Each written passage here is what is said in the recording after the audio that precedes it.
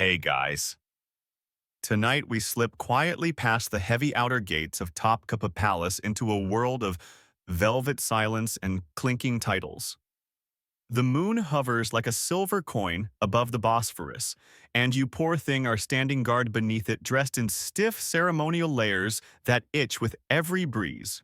Your post is simple on paper, protect the entrance to the Ottoman court. But in reality, you're a gatekeeper, a gossip filter, an unofficial weatherman, and sometimes you swear a ghost whisperer. You probably won't survive this unless you're incredibly fond of listening to 27 different pronunciations of, I have an appointment with the vizier.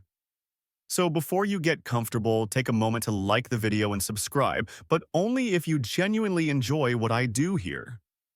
Let me know where you're tuning in from and what your local time is. I want to feel your insomnia solidarity. Now, dim the lights, maybe turn on a fan for that soft background hum, and let's ease into tonight's journey together. The palace gates aren't just doors. They're symbols, icons, designed to keep the commoners out, the prestige and you, yes, you awkwardly in between. The outer gate is known as the Babu Humayun, or Imperial Gate, a name that makes your duties sound much more glamorous than they are. Your real job: making sure a shepherd doesn't wander in with a stray goat while the Sultan is receiving European dignitaries. And don't forget your side tasks. Someone's always losing an ivory-handled cane or dropping a pouch of rose-scented prayer beads in a panic. You collect them and place them in a box you privately refer to as things that will definitely be missed in a duel. There's no sitting.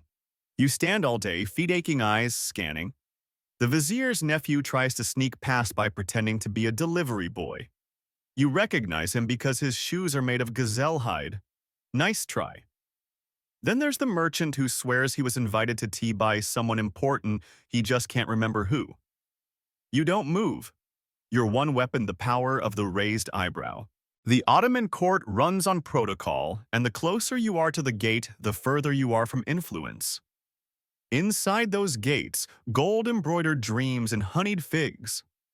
Outside, stray cats' whispers and your questionable decision to take this job in the first place. Now, here's a mainstream fact.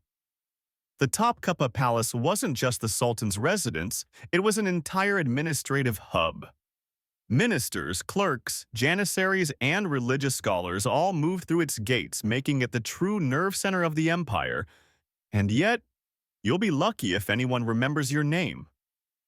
Or even nods. That brings us to a fringe tidbit. Some gatekeepers were trained in silent watching, a formal discipline involving peripheral vision pulse counting. And yes, staying entirely still while being yelled at by someone who thinks yelling makes them important. You master the art of fading into architectural background. Historians still argue whether gatekeepers had the right to refuse entrance to anyone not pre-approved, or whether their power depended entirely on the mood of their superiors. Some scholars believe they were mere functionaries. Others think they acted as human buffers to potential threats, including disgruntled poets. And if you've ever met a disgruntled Ottoman poet, you know, they bite with words first, daggers second. Oh, and then there's the morning ritual. Before the call to prayer, you sweep the cobbled walkway leading to the gate. But not too vigorously. You once woke a nesting bird in the lintel, and it dive-bombed your turban until noon. The janissaries laughed. You didn't. Then the sun creeps higher, gilding the domes. You adjust your belt again, it's digging into your ribs and shift weight from one sore heel to another. Just beyond the gate, someone plays a ney flute, soft and breathy. It drifts towards you like a secret you'll never be allowed to hear the end of. Your eyes droop, your knees ache. But the gate never sleeps, and therefore neither do you. A pigeon lands near your boot. You consider asking it if it has an invitation. You don't, but the thought makes you smile, just enough to survive another hour. You thought standing at the gate was tedious. Welcome to the inner court where your new assignment is. Sandals. Thousands of them. Leather ones, velvet ones, embroidered ones stitched with gold thread that squeak when damp. You, my friend, are now the sandal custodian, a title that sounds far less humiliating in Ottoman Turkish, but not by much. Your entire job revolves around royal footwear, specifically ensuring that every single sandal worn by anyone of noble blood is placed in precisely the right spot facing the right direction, sorted by rank, purpose, and yes, foot odor severity. Morning begins not with a trumpet or prayer call, but the soft flop-flop of hurried footsteps as dignitaries arrive. You crouch by the entrance mat, deep crimson, annoyingly plush, and prepare for chaos. Each visitor removes their shoes before stepping into the palace's polished floors, leaving behind a little piece of themselves in leather form. You must immediately identify the owner, tag them in your mental chart, and place their sandals on a corresponding shelf that subtly conveys their social rank. Too low, and they take offense. Too high, and you're accused of flattery. There's no room for error. Last week you placed the Pasha of Erzurum's sandals one row beneath the Grand Vizier's assistant and nearly caused a 3-hour political standoff over lunch seating. The assistant still glares at you. Mainstream fact shoes were considered unclean in Islamic cultures, especially in sacred and formal spaces. This created a full-time profession for attendants who managed footwear transitions between outer courtyards and interior chambers. At Topkapi Palace, these jobs weren't ceremonial fluff, they were intricate cogs in the machine of etiquette and hierarchy. Fringe tidbit. There's an actual scroll preserved in Istanbul archives that lists preferred shoe scents for inner harem use. Lavender ranked highest, clove was a close second, and sandalwood was ironically strictly forbidden for sandals. Supposedly because a concubine once slipped near the baths while wearing sandalwood-infused slippers and blamed it on fragrance treachery. Your nose, by the way, is now highly trained. You can identify 11 levels of foot musk without blinking. You're less of a servant, more of a human olfactory historian. Historians still argue whether sandal custodians were permitted to speak. Some argue you were required to maintain absolute silence unless directly addressed. Others insist you were supposed to offer a gentle compliment if someone's sandals were especially ornate. Neither rule helps you now as you kneel in agony beneath a row of dew-soaked boots, trying to match embroidered toe marks to the visiting ambassador from Wallachia who never labels his soles like everyone else. A janissary walks by, his sandals squeaking in rhythm, and you wince. The squeaky ones are the worst. They haunt your dreams. You once dreamed of an entire army marching in wet, squeaky slippers. You woke up screaming into your laundry pile. Here comes another guest delicately stepping over the marble lip of the main hall. She's a concubine in training, and her sandals are impossibly small, lined in crushed silk. She leaves them by the garden basin. You swoop in immediately like a hawk of humble purpose and carry them to their assigned shelf, third rack from the bottom, toward the eastern pillar near the hyacinth mosaic. You don't just manage shoes, you curate them. When no one's watching, you organize a mini exhibition of the morning's most impressive pairs. Today's lineup includes beaded green slippers worn by a Persian diplomat, sandals embroidered with peacock feathers by the caliph's cousin, and one surprisingly tasteful leather pair from a man claiming to be just visiting. You take a short break leaning against a pillar as sunlight filters through filigreed latticework. It dapples the shelves in geometric patterns, illuminating your kingdom of souls. You'd feel pride if only your knees didn't throb from constant crouching. The coffee stirrer walks past and nods in your direction. The nod of shared suffering. You glance at the far shelf where a pair of black sandals still sits from 2 weeks ago. No one's claimed them. They haunt you. Who do they belong to? Did someone vanish? Were they exiled? Mid-conversation. Are you preserving evidence without realizing it? You decide not to ask. A few of your colleagues whisper that one custodian decades ago was promoted after correctly returning a pair of royal slippers during a lightning evacuation. His name lost to history. but his tail, revered by the Sandal Brotherhood. You whisper it into the toes of boots when you need courage. You end the day bent over one last pair dusted with dried rose petals and something stickier you'd rather not identify. You tuck them into the side shelf, sigh deeply, and stretch your arms toward the heavens, or at least toward the ceiling beam you once cracked your head on. Another day, another 1,000 sandals. Your back aches, your fingers smell faintly of clove and regret, and your dreams tonight, probably foot-shaped. You thought shoes were bad. Try carrying a bowl for someone's bodily fluids while dressed like a walking embroidery project. Congratulations, you've been promoted to Keeper of the Imperial Spittoons, a role both prestigious and profoundly undignified, like being the designated sneeze target of a minor god. Your days begin in silence, waiting near the divan hall as the Sultan prepares for court. You carry the spittoon, polished bronze inlaid with turquoise, and an Ottoman toga so elaborate it once made a Venetian ambassador weep with envy. It's both sacred object and highly mobile waste receptacle. You hold it steady. You do not flinch. You do not look away.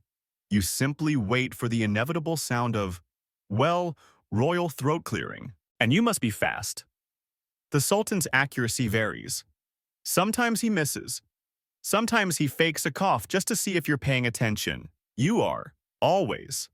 Because if you drop it, spill it, or heaven forbid, forget to empty it between audiences, your career will vanish faster than a eunuch during tax inspection. Mainstream fact. Spittoons were ubiquitous in Ottoman courts where chewing aromatic herbs and betel leaves was common among elite men. Hygiene was closely monitored, and spittoon attendants were stationed not only in the throne room, but also in prayer halls, garden pavilions, and even along certain promenades. That's right, you and your bowl might travel more than the Sultan's own slippers. Fringe tidbit. One Sultan Ahmed. I reportedly had a favorite spittoon engraved with a Quranic verse and never allowed it to be touched by anyone with a limp. Not because of superstition, but because his brother had a limp and he didn't want to be reminded of the family resemblance. Petty? Perhaps. But in palace politics, petty is just protocol with eyeliner. You shift from room to room, always 5 respectful paces behind. You've developed a unique walk, gliding silent alert, like a very disappointed ghost. You become hypersensitive to throat sounds. You can identify the difference between a clearing a cough and a contemplative hum followed by a sudden hawk. And yes, the spittoon must be warm, not cold, lest the contents congeal in an undignified fashion. You warm it under your cloak in winter, hiding it like a secret too shameful for daylight. Historians still argue whether these attendants were purely ceremonial or if some were actually skilled in medical observation. In certain court records, they're listed under health maintainers, suggesting they were unofficial monitors of the Sultan's well-being, trained to detect illness by the texture and color of his expectorate. Yes, that was someone's expertise. You once held the bowl during a high-level audience with the Hungarian ambassador. The tension in the room was so thick you could have spread it on bread. And then, without warning, the Sultan turned, coughed delicately, and you caught it like it was a newborn bird. The viziers barely blinked. The ambassador flinched. You felt alive. Your co-workers don't speak to you much. The eunuchs avoid eye contact. The gardeners pretend you're part of the architecture. Even the towel attendant nods at you with solemn pity. You are not glamorous. You are not feared. You are a vessel bearer. But you are always present, and in the palace, presence is half of power. Sometimes when you're off duty, you polish your spittoon like it's a relic. You admire its ridges, its weight. You tell yourself quietly that you're part of the machinery that holds the empire together. Without you, mucus could touch marble, and we can't have that. There's a rumor that a spittoon keeper once overheard a coup being planned, reported it, and was rewarded with a small estate near Bursa. Another rumor claims he was tossed into the Bosphorus 2 days later for hearing too well. You learn to be invisible, to absorb things, but never to repeat them. Today it's quiet. The Sultan nods off briefly during poetry hour. You shift your weight, holding the spittoon like a holy offering. Your arm aches. You haven't blinked in 90 seconds. A fly buzzes nearby but dares not land. Then he stirs, clears his throat, and with a swift, dignified motion you catch his offering. The court barely notices. But in your world, that was choreography. The audience ends. You carry the spittoon to a side chamber. You clean it carefully with rose water and silk cloth. You whisper to it like it's an old friend. You wonder who will inherit it after you. Will they respect it? Warm it properly. Polish it until it shines. Probably not. But for now it's yours.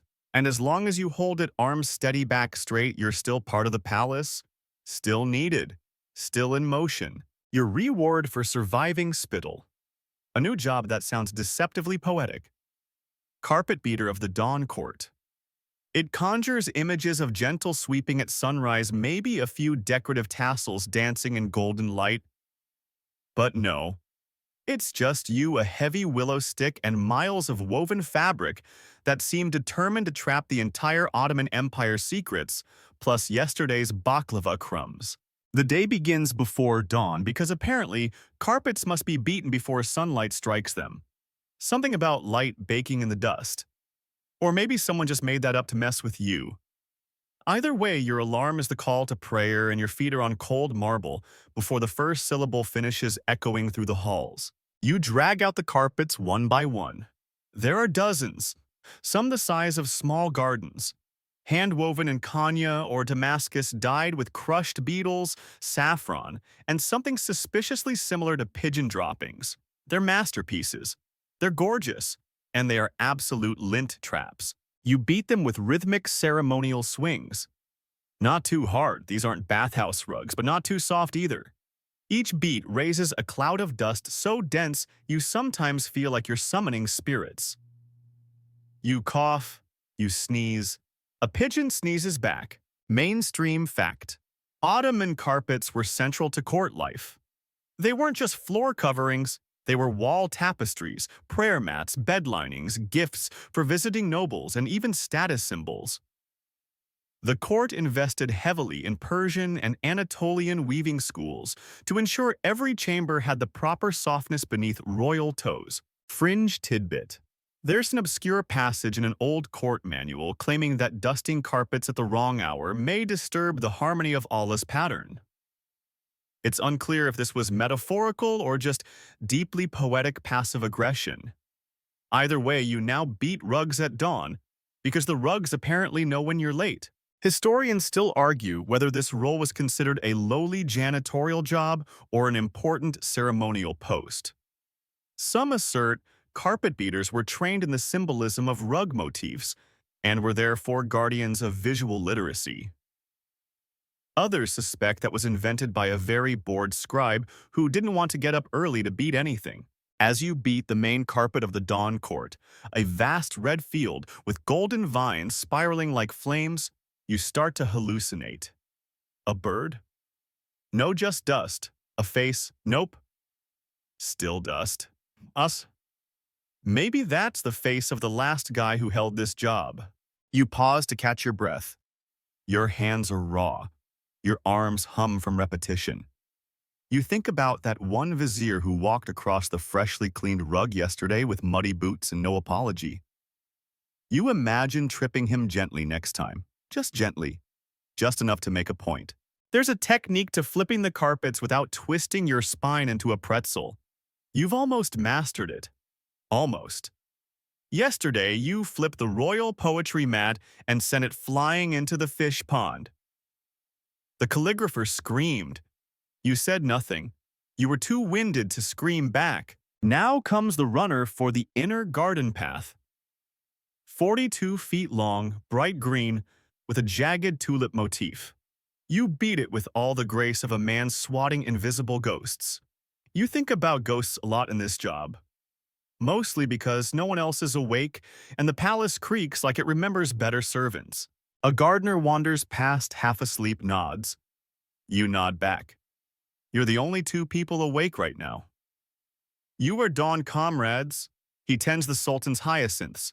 You beat carpets. One of you preserves beauty, the other preserves respiratory health. The sun finally begins to rise. It casts golden light through the latticework. The dust glows in it like snow. You stop to admire the floating flecks before realizing you're inhaling all of them. You cough again silently so as not to offend the morning. You roll the carpets back up with reverence and resentment. You place them exactly where they were. You smooth out a corner with your sleeve. You pat the fibers like they're sleeping cats. Your last task. Inspect the underside of the Sultan's private rug for bugs. This part makes you nervous. Last year, a beetle the size of a walnut scurried out and disappeared beneath the vizier's chair mid-meeting. It wasn't seen again. You're convinced it now runs a tiny court of its own. Satisfied the rug is bugless, you stand. Your spine pops like a string instrument out of tune. You stretch, breathe, and shuffle toward the courtyard basin to wash the day's dust from your hands. You don't bother with your face, it's already a tapestry of fiber and sweat. Someone will walk across your hard work within minutes. But for now, the carpets lie still clean, fragrant with sun-warmed wool. No one saw you labor. No one will mention your name. But their feet will glide over silence, and that silence is yours. And now, your duties shift to one of the strangest places in the palace, the labyrinthine hallways of the harem. But don't get excited.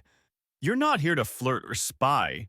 You are the eunuch hall monitor, which is exactly as glamorous as it sounds, enforcing silence, shooing away perfume clouds, and pretending not to hear what you just heard. You walk softly along stone corridors, veiled with silk curtains past cedar doors, carved with floral motifs past laughter that disappears the moment you turn your head. You are neither welcome nor despised.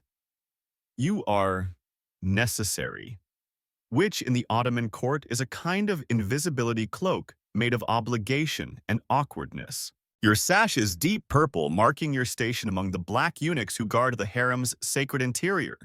Not all eunuchs were equal, of course.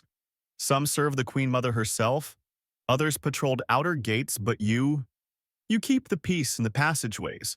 Your job is to make sure no concubine is out of bed without reason.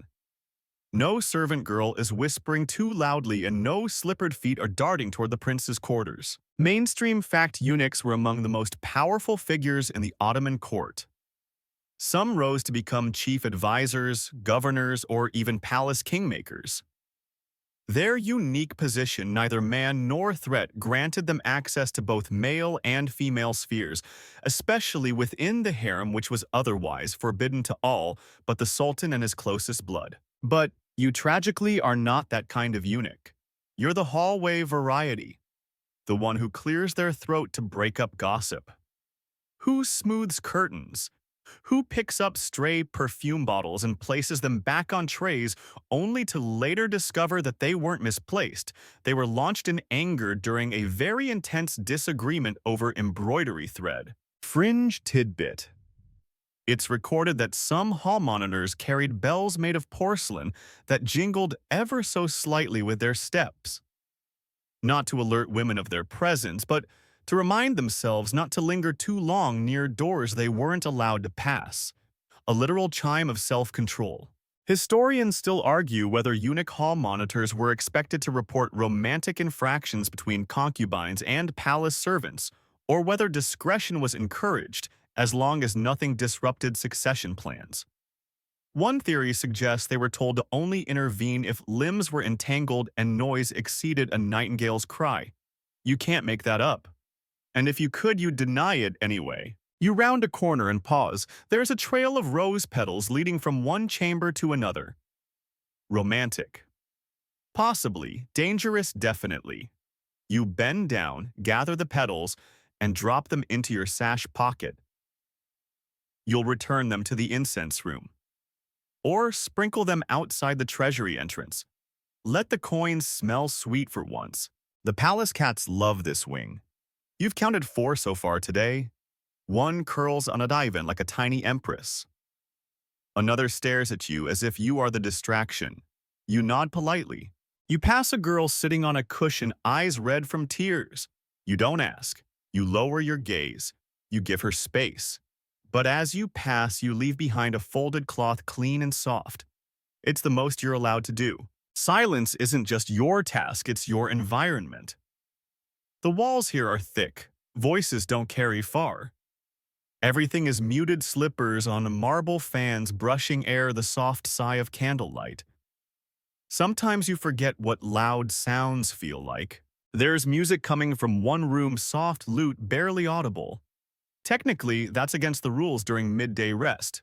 You pause at the curtain. You listen. It's beautiful. You walk on. Once a concubine mistook you for a visiting scholar and began asking about the stars. You froze. You do know a little about stars, having stared at them long enough from the gateposts. You answered her quietly, until the chief mistress entered the hall and the girl vanished behind a curtain like smoke. You never saw her again, but you still remember her question: is Venus brighter in sorrow or joy? You didn't have an answer then. You still don't. Now comes your final sweep before sunset. You check every hallway, every bench, every curtain. You touch the walls as if they might whisper to you. Sometimes they do. A faint echo of laughter, a single cough, a sandal sliding quickly out of sight. You finish by the central fountain. It gurgles quietly beneath fig trees. You lean against a pillar just for a moment and let the cold marble press into your back. You breathe in the smell of rose water and burned oud. Someone passes behind you, silent, unseen. Probably another eunuch, possibly the head of the inner court. Doesn't matter. You nod without looking. Your shift ends. Your silence continues, and your steps echoing faintly through the harem corridors are the last thing anyone hears before the night takes over. The harem may be hushed, but your news station is anything but. Welcome to the steamy, jittery world of the royal coffee stirrer. A post that sounds like a bad joke until you realize one wrong bubble in the brew could end your entire bloodline. You're stationed in the Kahvetsi Basha's chamber, the elite brewing hall near the sultan's private quarters. Your tools: a delicate copper sezve, a long-handled stirring spoon, and nerves of silk-spun steel. Your enemies: clumps over boils burnt froth, and the terrifying silence that follows when a coffee doesn't feel spiritual enough. Because yes, in this palace, coffee is less of a beverage and more of a sacred rite. Your morning begins with ritual scooping just the right portion of ultra-fine coffee grounds, never too packed. You measure water from the sacred well in the garden courtyard. Rumor says it's been blessed by 3 dervishes and one extremely judgmental parrot. You wouldn't risk using any other source. You stir slowly over glowing charcoal.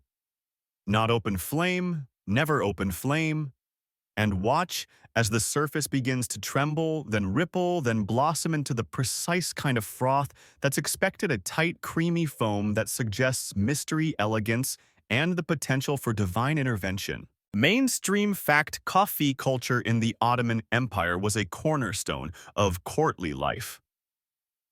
The Sultan's brews were not prepared by generic servants, but by highly trained kahvetchis who underwent years of apprenticeship. Coffee was political, used in ceremonies, alliances, and quiet interrogations. Serving it wrong could be interpreted as an insult or worse, a threat. Fringe tidbit: some coffee stirrers were trained to read fortunes from the leftover grounds.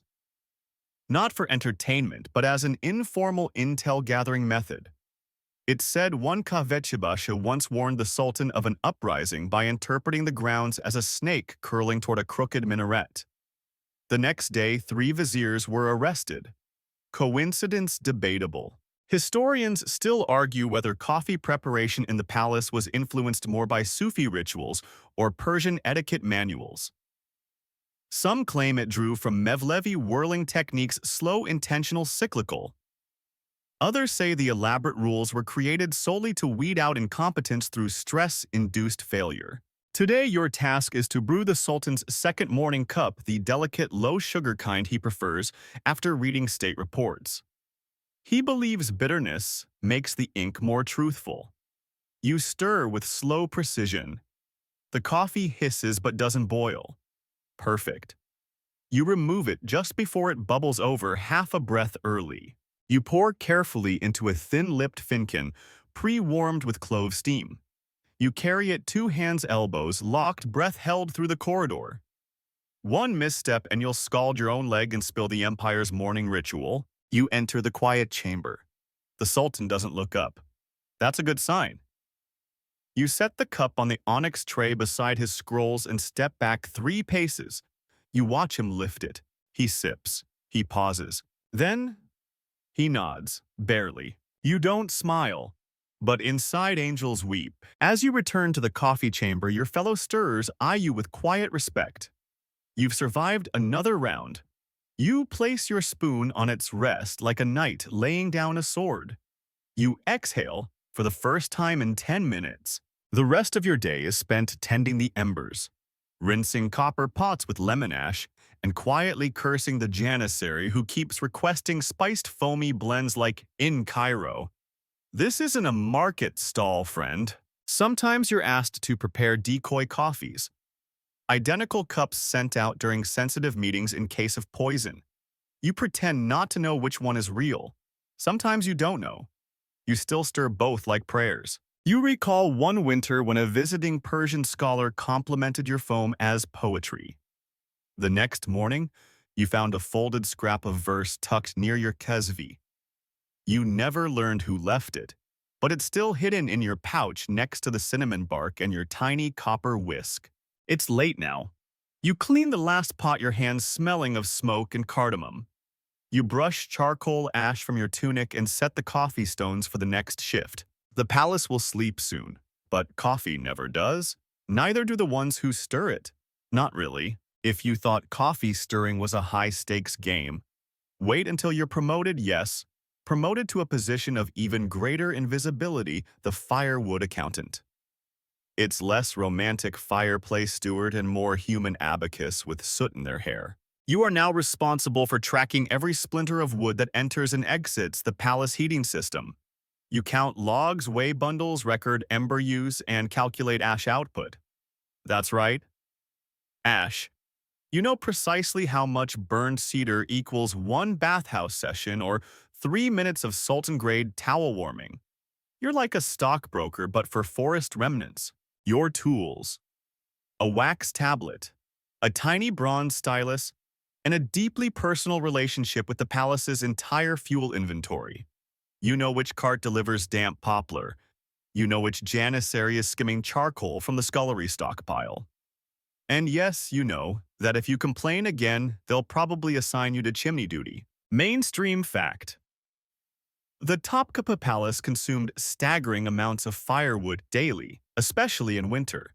It wasn't just for warmth, every kitchen oven ceremonial bath, private steam room and brazier required precise temperatures at precise times. Managing firewood was a logistical ballet involving dozens of specialized roles.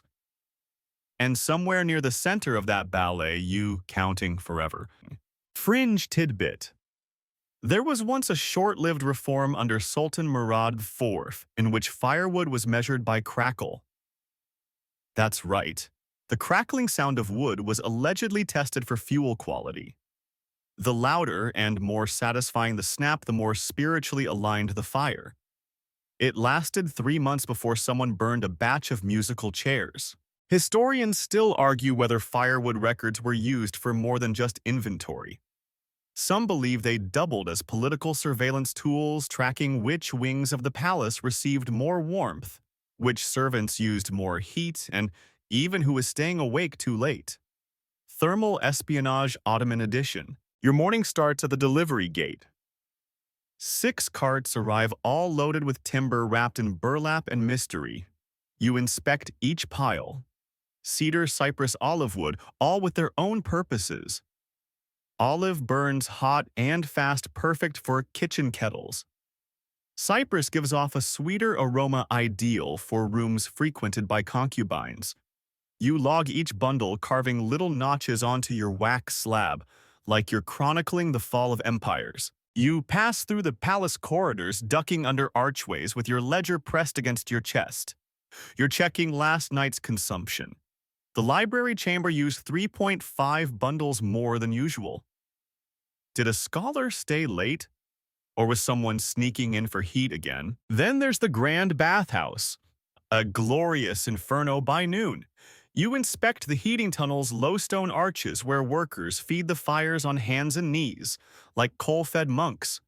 You make small talk with the stokers. You know them all by name. Some are missing eyebrows. All are covered in soot. You nod to them respectfully. You are their overseer.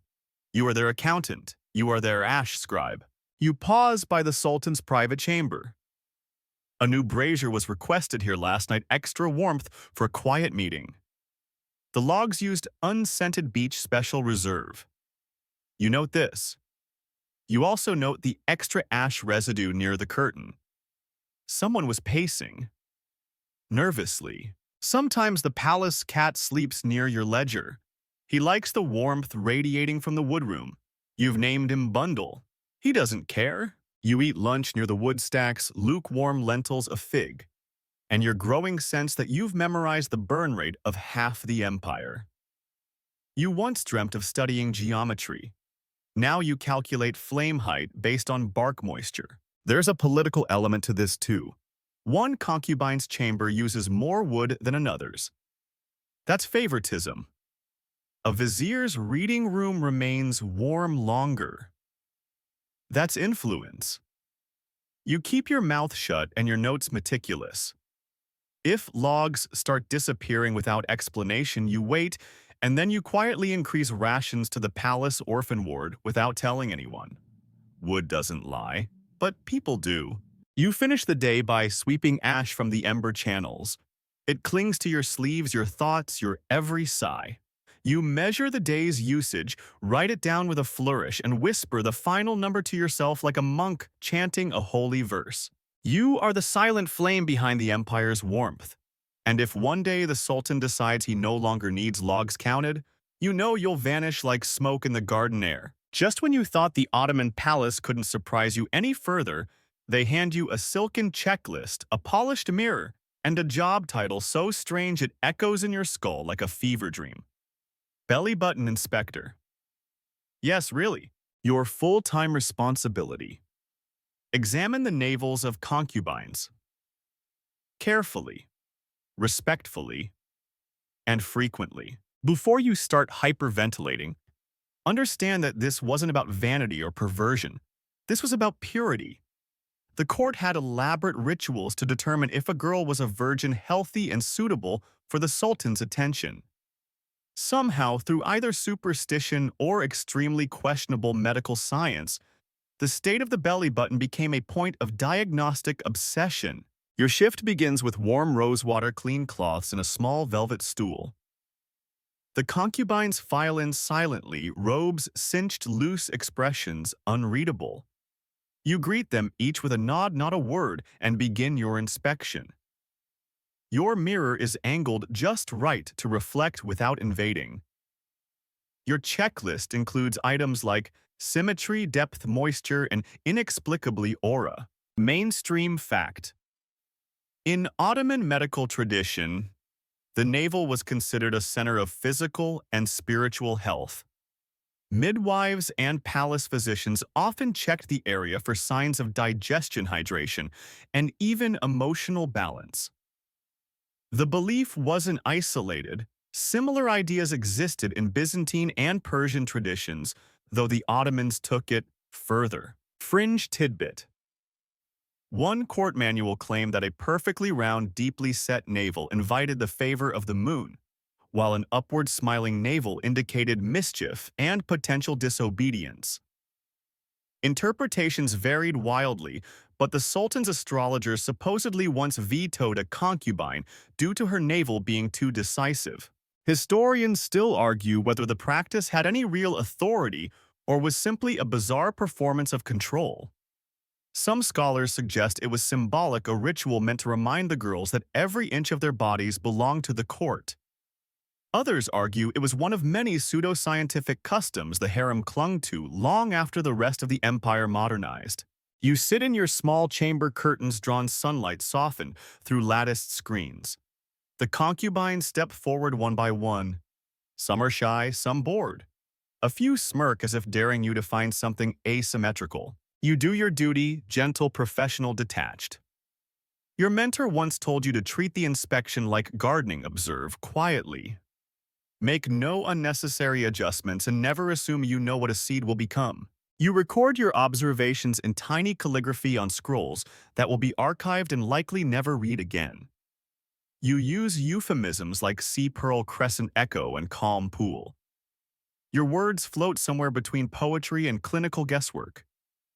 You wonder what your ancestors would think if they saw you now, hunched over a glowing mirror, whispering adjectives about belly buttons into the bureaucratic void. Sometimes the inspection feels ritualistic. You light incense. You hum old tunes. One concubine insists on bringing her parrot. The parrot once said, "You again," and you've never fully recovered. One day, a girl refuses to show her navel, says it belongs to her future only. You pause. That's not in the manual. You let her go. You make a quiet note, navel unseen. Mystery maintained. No one questions it. There's a rumor about a former inspector who claimed he could predict a concubine's rank based solely on navel angle. He was later reassigned to towel warming duty. You sometimes wonder if he was onto something or if he just finally snapped. Late afternoon, you review your log. 23 navels, 4 symmetrical, 1 shaped like a tiny whirlpool. Your neck aches. Your knees crack as you rise. You clean your tools, polish the mirror, and roll your scrolls. You end with a moment of stillness, staring into the candle's flame. What did this day mean? Nothing, probably. But still, you were trusted. And in the palace, trust is currency. Tomorrow will bring more inspections, more speculation, more inscrutable curves, and uncertain conclusions. For now, you bow to your own reflection.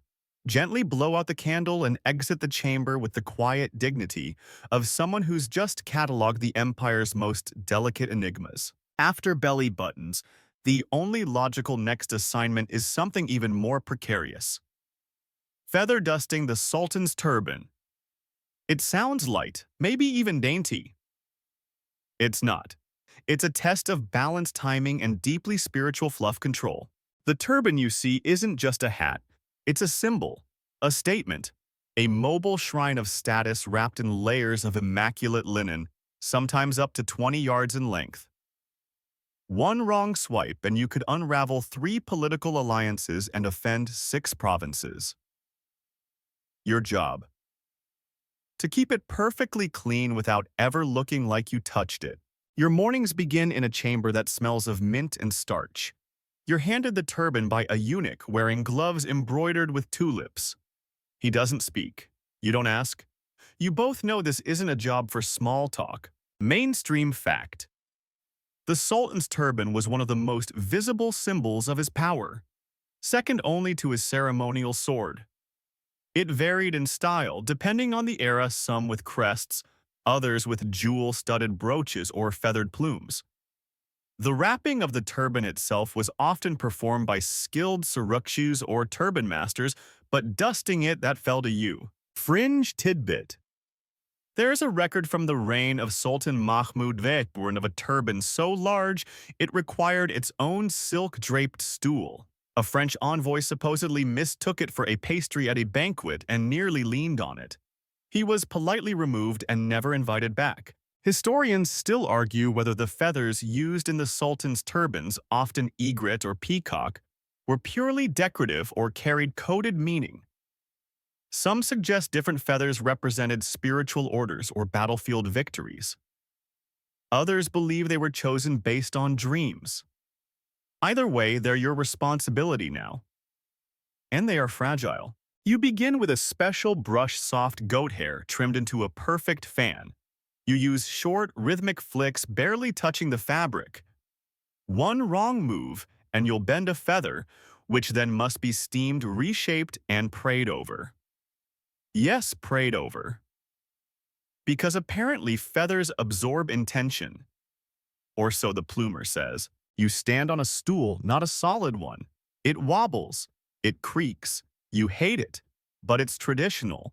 You balance like a stork on a frozen pond while gently brushing dust from folds of linen that wrap around the turban like sacred secrets. You hum under your breath, not because you're relaxed, but because it keeps your jaw unclenched. Then comes the plume. This part is nerve-wracking. The Sultan's current plume is an iridescent blend of crane and peacock, said to have been gifted by a sheikh from Bursa who once tamed a thunderbird. You doubt the last part, but you don't argue. You dust the plume with the reverence of someone sweeping sand off a holy relic. Once you accidentally exhaled too close and the feather bent slightly. You spent the rest of the day muttering apologies to inanimate objects. You now breathe out of the corner of your mouth like a flute player with something to prove. Every now and then, you discover something unexpected. A tiny grain of saffron, a stray jasmine petal, or a thread of gold from a dancer's sash. You document these things quietly in your turban findings journal, which you keep hidden beneath your sleeping mat. You're thinking of turning it into poetry. Midday.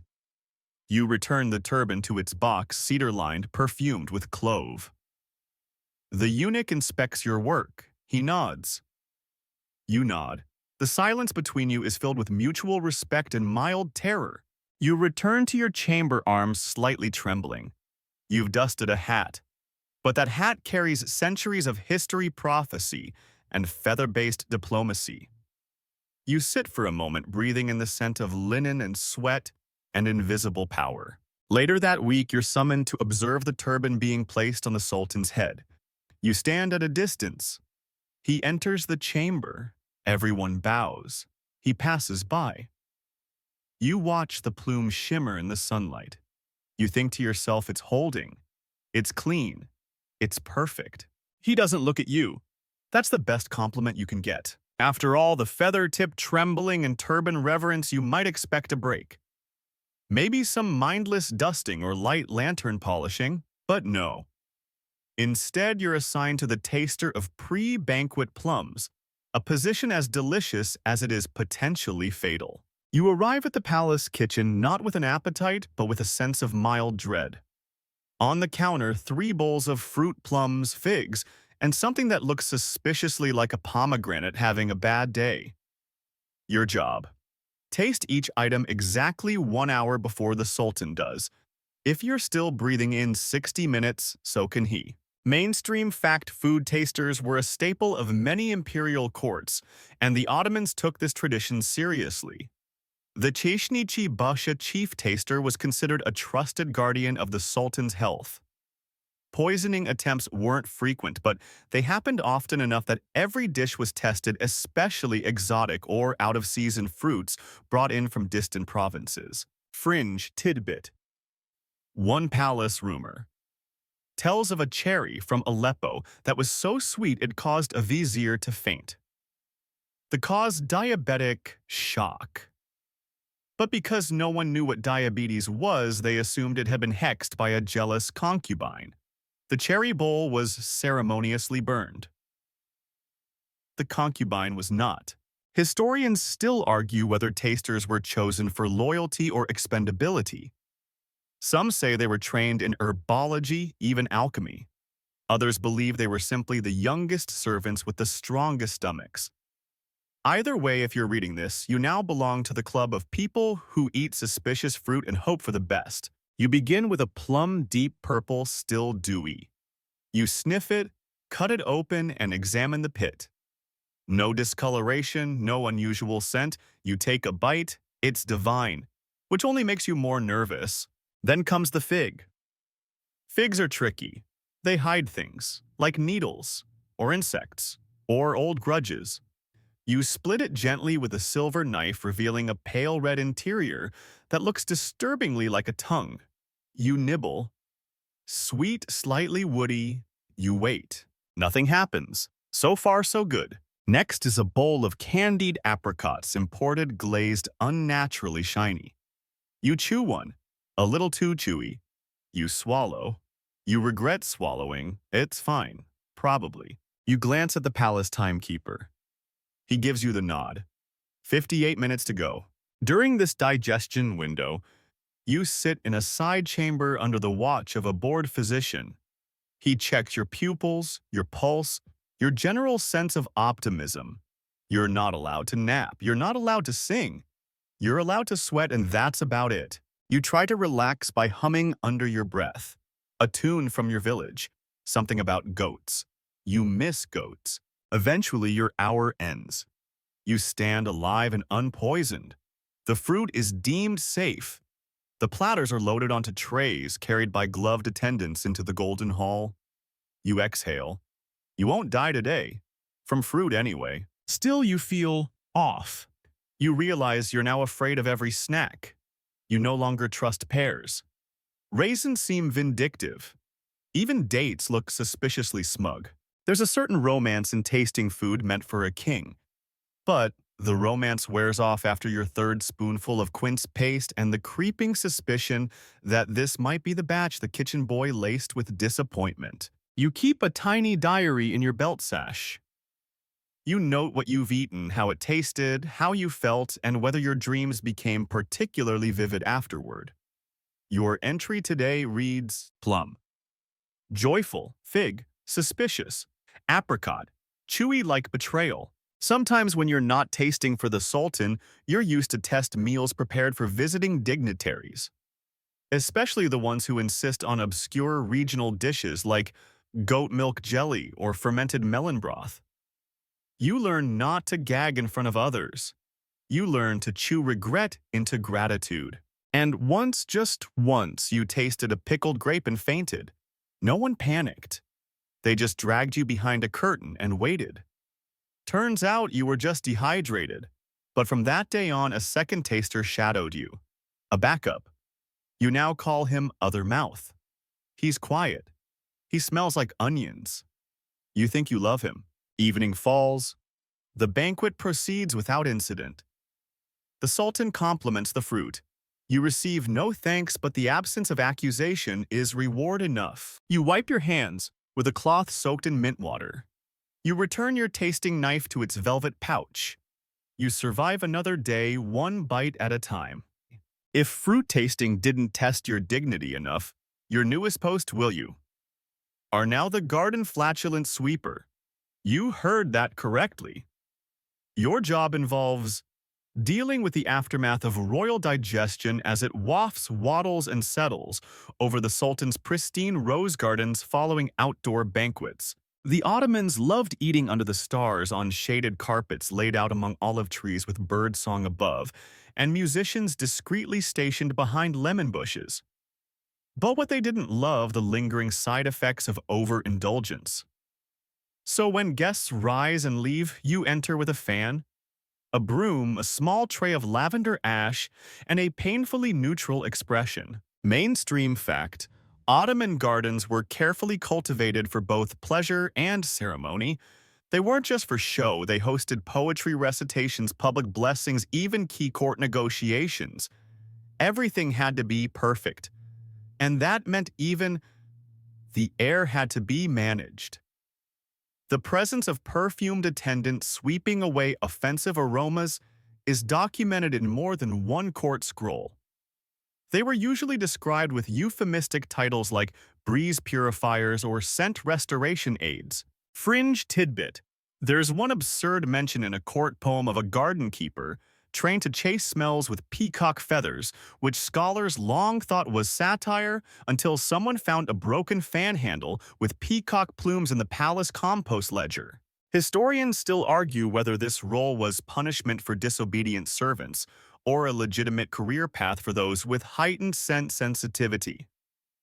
Some claim the scent sweepers were promoted from the bathhouses where they had learned the delicate art of aroma masking. Others believe it was simply a rotating job everyone tried to avoid by pretending to be allergic to roses. You start your shift just after a particularly heavy dinner. Stuffed grape leaves, lamb and yogurt, stewed eggplant, and far too many cups of mulberry wine. The courtyard is glowing with oil lamps, the grass soft underfoot. The banquet guests have drifted away toward music halls and quieter verandas. But the air? The air is in distress. You don a small silk sash rose pink and take up your broom made of reed and palm. You walk slowly between the low hedges, waving your fan in soft arcs. The goal isn't to remove the smell, but to redistribute it. Into the sky, into forgiveness. You sprinkle lavender ash along the footpaths. You scatter dried sage leaves beneath the cushions. You brush down wind-catching surfaces like silk parasols and the occasional forgotten turban. You hum quietly as you work. It helps to forget the context. Occasionally, you find half-eaten fruit. You remove it. You find a slipper. You place it on a bench like it never wandered. Once you found a tiny poem scribbled in charcoal on the underside of a fig leaf. It read, "Too much lamb, not enough restraint. The roses weep in silence." You still have it folded in your sash. You are not alone. Somewhere nearby, the towel warmer pokes at a brazier. A garden scribe rearranges a lantern. You nod at each other in quiet solidarity. The palace runs not just on rituals, but on recovery from them. The wind shifts. A slightly sour note drifts up from the edge of the central rosebed. You fan, quickly stepping between rose bushes and overhanging grapevines. You waft like a monk warding off evil. You murmur to yourself prayers, perhaps, or floral inventory. You pass a bench where a high official had been seated for hours. The air around it has memories. You dust the cushion gently with rose chalk. You place a few jasmine petals there, just so. There's an art to what you do. An unspoken rhythm, a choreography of shame and grace. Your broom doesn't just sweep, it soothes. Your fan doesn't just move air, it rebalances it. And then the fireflies come. Their glow reflects off the garden pond. You pause. You lean on your broom and admire the scene, a palace softened by moonlight. The laughter now distant, the sense reset to serenity. You've cleaned the unspeakable. You've polished the invisible. And no one will ever thank you. But someone will sit on a bench tomorrow and think how fresh it smells here. That's your victory. You return your tools to the small utility shed near the kitchen wall. You remove your sash and dust the lavender ash from your sleeves. You stretch your back, nod to the night, and vanish like a respectful breeze. After chasing wind in the garden, your next post is oddly warmer, but no more dignified. You are now the towel warmer attendant for the Sultan's private bathhouse. A position that requires you to balance temperature, timing, and patience without ever drawing attention to your own sweat. The hammam is already humming when you arrive. Lanterns flicker against domed ceilings. Steam coils around marble pillars like lazy ghosts.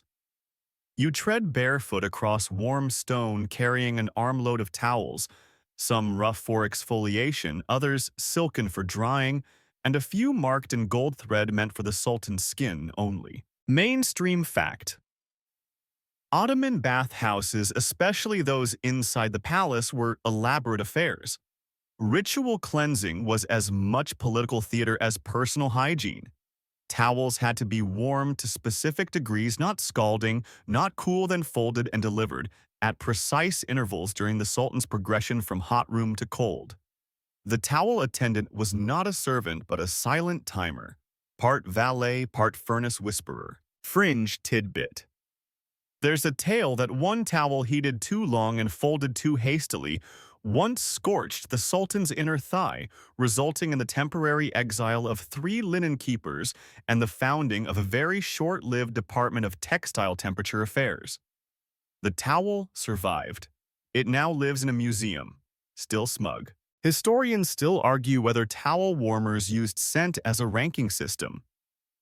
Some evidence suggests lavender-scented towels were reserved for senior viziers, while cinnamon was used for guests from colder climates.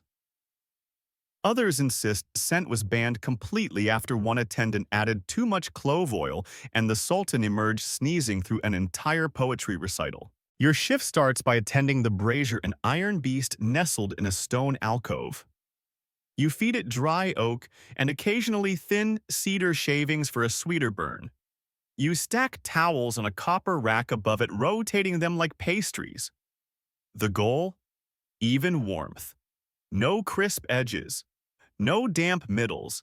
Just perfect towel toast. You test the heat with your forearm.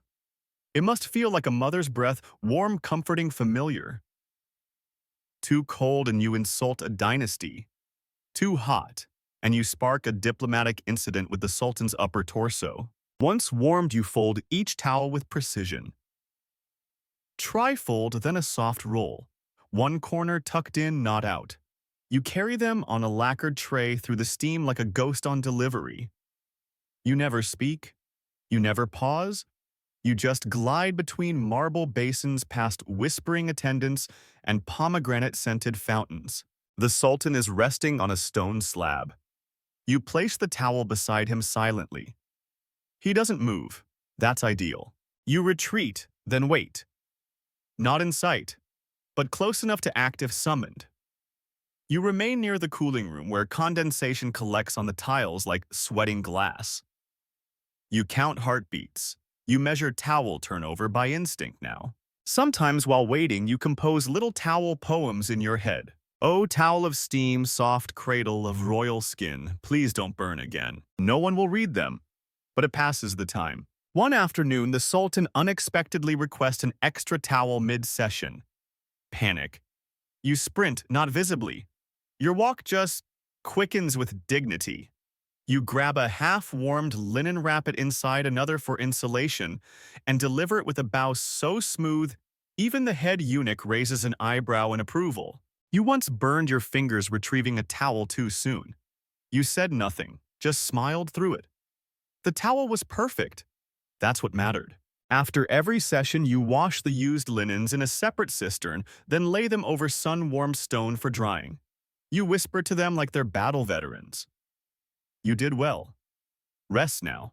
The towel storage room smells of lemon rind and almond milk. You keep it neat, alphabetized by weave density. No one asked you to. It just feels right. When your shift ends, you roll your shoulders. Your arms ache not from the weight, but the stillness. You haven't spoken all day. You haven't blinked much either. But the towels were warm. The Sultan was dry. The steam didn't win. And for tonight, that's enough. You've braved steaming linens, suspicious plums, and politically charged carpets, but now your assignment is more existential. You are the Midnight Bell Silence Officer, a job that sounds like something invented during a sleep deprivation fever dream. But it's very real and very quiet. Your task. At nightfall, patrol the palace to ensure not a single clang chime or metallic ring disturbs the Sultan's sleep. If a bell tolls after sundown, someone's getting reassigned to latrine management. If you let it toll, that someone is you. Mainstream fact. The Ottoman court maintained strict protocols for nighttime silence. Between the muezzin's last call and the first stirrings of dawn, the palace was expected to remain in near-total acoustic stillness, especially near the Sultan's quarters. Bells on servant doors, kitchen timers, ceremonial armory clasps, everything had to be muffled or removed. Fringe tidbit. There's a written decree from Sultan Selim II ordering the ceremonial bell of the fig wine cellar to be replaced by a thread tug and gentle throat sound after one accidental ding caused a nightmare involving angry peaches. For the record, the peaches wore opera armor. Historians still argue whether this role silencing sounds was a formal court title or an improvised solution created after too many sleepless nights. Some say it was assigned to former falconers whose stealth and nocturnal awareness made them ideal for the job. Others believe it was given to the least talkative servant on rotation, which may explain how you got here. Your rounds begin at the edge of the harem gardens. Moonlight gleams on marble paths. You carry a linen-wrapped mallet, a pouch of wax pads, and a pouch of shame. Every hinge latch or chain is your sworn enemy. You move like a shadow having second thoughts. Your first stop is the ceremonial stables. Horses doze inside, breathing slow and deep. You pad past their stalls and check the gate clasps. You've lined them with sheep's wool, quiet as breath. One of the steeds lifts its head ears, twitching. You whisper an apology and move on. Next, the kitchen wing. At night, it's quiet, except for that bell, a small bronze thing suspended over the bread oven to signal finished loaves. You stuff a lemon peel under its clapper just in case. Bread that dings after midnight has no place in this world. You pause near the armory. A janissary's breastplate clinks as he shifts. You raise an eyebrow. He shrugs. You hand him a scrap of cloth. He nods and wraps it around the offending buckle, like a man dressing a guilty child. You check the hallway. Sconces some oil lanterns hang on brass hooks that can ting if jostled. You steady each one. You pray to the spirits of melted beeswax and misplaced patience. You pass a side chamber where an old eunuch snores beside a tambourine. Why, no one knows. You quietly remove the instrument and replace it with a pillow. He never stirs. Your final stop is the archive hall, a treasure trove of scrolls, records, and one enormous ceremonial gong used during state celebrations. You bow to it, then you cover it with a quilted mat. Just in case the ghosts get ideas. Along the way, you hear things: distant coughs, footsteps that might be yours, the soft rustle of wind through linen curtains. But no metal, no bell. So far, you're winning. You keep a small tally book. Each night you mark how many near sounds you prevented. Tonight. 7. Last week's record. 12. Worst night ever. 1 bell, 3 screams a flute. You still have nightmares about the flute. Once while patrolling, you stumbled across a pair of palace cats knocking over a decorative gong. You dove like a soldier, leaping on a grenade, caught the gong mid-fall, and landed in a pomegranate bush. You were bruised for days. The cats were unimpressed. As dawn approaches, you make one last sweep. The palace is asleep. The sultan dreams unbothered. The bells hang silent, unaware of how close they came to being traitors. You return to your chamber. Remove your linen shoes. Shake dust from your pouch. You press a warm cloth to your temple, not because of pain, but because the quiet hurts after a while. Still, you sleep peacefully, not because the palace is safe, but because it is silent. And that silence, that's you. Just when you thought no job could possibly demand more quiet humiliation than chasing bells at midnight, the palace hands you your next assignment: Mosquito Apologizer. Yes, that's your title. And yes, it is just as bizarre as it sounds. Your job is to accompany the Sultan during outdoor ceremony strolls or quiet moments in the garden. And if a mosquito dares land on His Imperial Majesty, you must swat it immediately. Then bow and apologize for disrupting the atmosphere. Mainstream fact. Ottoman court etiquette was famously elaborate. Even acts of service had to preserve the grace and rhythm of royal presence. Slapping a mosquito mid-ceremony, even in the Sultan's defense, was considered a breach of ambiance unless done with perfect timing, and followed by a soft verbal cue of remorse, like a musician hitting a dissonant note and then nodding politely at the audience. Fringe. Tidbit. One recorded incident tells of a servant who slapped a mosquito off the Grand Vizier's nose so forcefully that he knocked the man's turban off. The servant was not punished. The turban was. It was burned in the courtyard the next day for betraying its perch. Historians still argue whether the mosquito apologizer was a legitimate court role or an ad hoc position created during summers when the Bosphorus breeze failed to deter flying pests. Some believe the task was rotated among junior pages. Others suggest it was given only to those who had mastered the art of gentle interruption, a skill apparently rarer than strategic warfare. You begin your shift in the Rose Court, where the Sultan enjoys his late afternoon tea beneath a fig tree. You are dressed in linen light and breathable with soft leather slippers that barely whisper against the cobblestones. In your hand, a fan woven from horsehair and silk, blessed by a muezzin and sprayed with a clove infusion. Supposedly, this keeps the insects away. It doesn't. You stand just behind the Sultan's right shoulder, close enough to act, but never to shadow him. Your eyes flick constantly, scanning for wings movement menace. One mosquito circles. You track it like a falcon tracks a mouse. It lands. On his forearm, you act. F-whip. A swift strike. Clean. Elegant. The insect falls. Then you bow. Deeply. My pardon, your radiance, you whisper, for disturbing the stillness. The Sultan barely reacts. Good. The court continues its poetry recitation. A eunuch nods in approval. Someone in the back murmurs, nice form. You feel pride. Strange pride, but pride nonetheless. The fan is your most trusted companion. You move it in slow rhythmic arcs, never frantic. You've been taught to blend it into the overall choreography of the Sultan's presence. One wrong swing and you look like you're conducting an invisible orchestra. Sometimes the mosquitoes don't land, they hover, they taunt. You must resist the urge to swat at air like a madman. You are not a shepherd of bugs. You are a guardian of serenity. During banquets, you're stationed near the incense burners. Citronella coils smoke lazily upward, but the mosquitoes are relentless. They seem drawn to power. Or maybe rosewater. Or maybe they just enjoy chaos.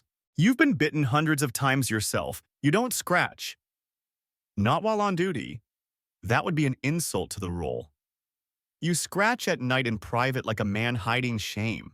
There's a rumor that a former mosquito apologizer once composed haikus about each insect he killed. His collection wings. Beneath the crescent moon is now secretly traded among court scribes. You've read a few. They're surprisingly moving. Once during a high-stakes negotiation with a Persian envoy, a mosquito landed on the Sultan's cheek. You hesitated. Too long. Another servant stepped forward and snapped it away. The room froze. The envoy gasped. You bowed, stepped back and whispered, "That was not my mosquito." Everyone exhaled. You were forgiven. By the end of your shift, you're exhausted. Not physically, but emotionally. You've apologized 17 times, killed 12 mosquitoes, let 5 escape because they landed on the Sultan's robe which you are forbidden to touch. Your journal entry tonight reads, several casualties, 2 near incidents. 1 miraculous deflection off his left eyebrow. No reprimands. Victory. You soak your arms in rosewater, crush mint between your fingers, and rest your fan on the windowsill. Outside, another mosquito buzzes. You flinch. Not your responsibility anymore. For tonight. And as you lie back, you realize something: even the smallest roles hold weight, when the entire court depends on perfect silence, perfect poise, and the absence of bites. And now, you arrive at the most poetic of dead ends, archivist of forgotten jobs. Not head scribe, not historian, you're more like the palace's janitor of memory, sweeping up old titles, faded names, and obsolete roles like yours before they disappear completely. You're stationed deep in the quietest wing of the palace where time itself feels wrapped in dust. The archive of redundancies. A chamber with no windows and too many scrolls. You sit at a teakwood desk, a little crooked from one leg, being chewed by a mouse centuries ago. Your job catalog rolls the court no longer uses. You record the names, the duties, the final notations. You preserve the silence after purpose has passed. Mainstream fact. The Ottoman bureaucracy was vast, painfully so. Thousands of roles cycled through the palace across centuries: ceremonial butter churners, incense waft specialists, dream interpreters, carpet philosophers, each with its own salary insignia and justification. Many of these roles were quietly retired, their records stored in secondary archives like this one, where they are now mostly studied by no one. Fringe tidbit. One job listed in your current scroll pile reads, Guardian of the Sultan's Shadow. No details, just a name and a salary 5 silver axi per week. Scholars argue whether it was metaphorical, metaphysical, or just a deeply confused umbrella carrier. Historians still argue whether the palace's many micro-roles were born from sincere ritualism or strategic job creation to maintain peace among rival factions. Some say the palace invented new jobs to keep idle sons of nobles busy.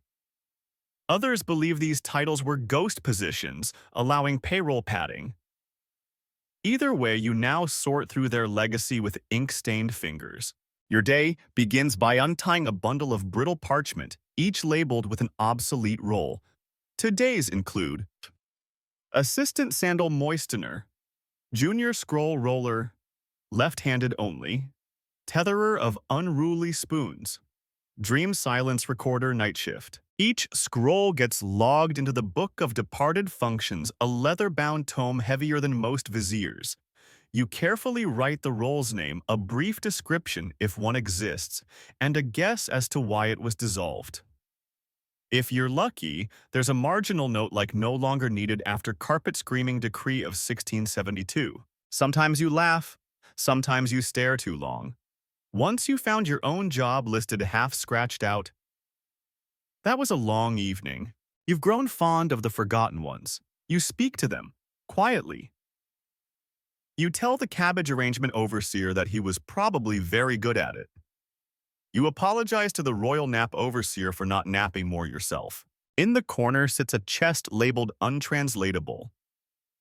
Inside folded slips with job titles written in languages even the palace linguists gave up on. Some say they're secret codes. Others think they're just jokes left behind by bored scribes. One of them reads simply, "The one who nods." You're pretty sure that was your predecessor. Sometimes you discover beautiful phrases, poetic job titles long gone, like whisperer of garden statues, feather counter of ceremonial fans, listener at the rain gate. You copy these into a secret side book, not because they'll be used again, but because you don't want them to vanish. And yet you know your own title will join them one day. Archivist of forgotten jobs will become a forgotten job. No one will remember that you kept these scrolls from crumbling, that you honored the strange, that you gave a proper farewell to people whose only legacy was once making sure soup didn't slosh during poetry hour. You close the final scroll of the day. It reads, "Bearer of the Sultan's post-dream blanket. Duties warm and wrap the Sultan gently using left arm only." Final note. Position eliminated after incident involving peacock feather lining. You smile. Then you place the scroll in its labeled drawer. You write your daily summary in the Book of Departed Functions. You extinguish the lamp with a puff of lavender breath. And as the archive grows darker, you sit quietly for a few more seconds, listening to the past settle. Because if no one remembers these roles, at least you did.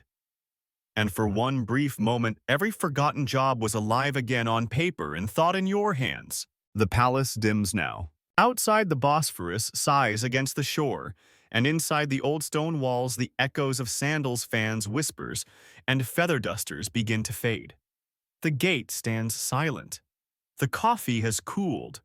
The brazier's firewood has long since turned to ash. And you? You are still here. You've walked the invisible corridors from belly-button chambers to towel-warming alcoves. You've stirred silence, balanced a spittoon like a chalice, counted logs, chased smells, tracked mosquitoes with reverence and bowed to forgotten scrolls. Not a single name etched in stone, not a single monument raised. But you were part of it. These jobs, the ones nobody wanted, were never really about labor. They were about presence, precision, ritual. The strange human compulsion to assign meaning to the tiniest of roles, the softest of steps. And now, as your own title flickers at the edge of a memory, you sit back. Let your breath slow. Let your hands unclench. Let the warm hush of a silent archive hold you like a blanket that never quite forgets your weight. You've dusted the untouchable, swatted with dignity, folded shame into silence. And somewhere under layers of forgotten linen and ancient protocol, you mattered. Rest now. You're off duty.